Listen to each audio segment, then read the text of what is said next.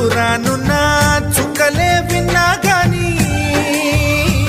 కదిలించలేద కాస్త కూడా నీ మనసుని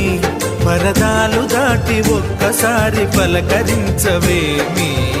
అందరినీ ఇలా వెంటపడి అడగాల సరదాగా నువ్వే ఎదురైతే సరిపోదా నిద్రపోతున్న రాత్రి నడిగా గుడికి చేరిన గువ్వల నడిగా